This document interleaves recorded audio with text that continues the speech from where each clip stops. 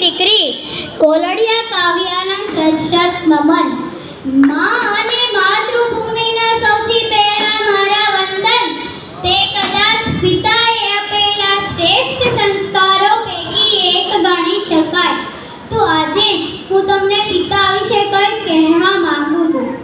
આપણે સૌ જાણીએ છીએ કે દરેક કવિઓ તેમજ લેખકોએ માતા અને માતૃત્વની ઉપમા આપી છે, પરંતુ ક્યારે પણ પિતા વિશે ઉપમા આપવામાં આવી નથી. પિતા વિશે લેખ પણ લખવામાં આવ્યો નથી.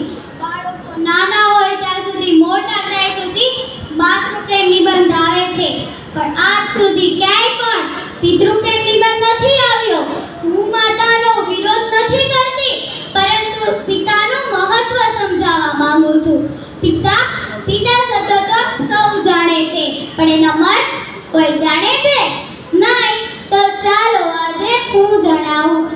પિતા જે મકાન ટકાવી રાખવા માટે મજબૂત પાયાની જરૂર પડે છે, તે જ પ્રમાણે સુંદર પરિવારને ટકાવી રાખવા માટે સાહેબ એક પિતાની જરૂર પડે છે.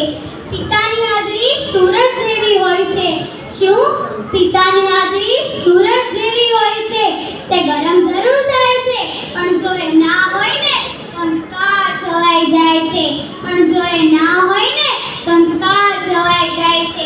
એક એવી કહેવત છે કે ઘોડે ચડતો બાપ મરજે, પણ છાણા વીણતી માં ન મરતી.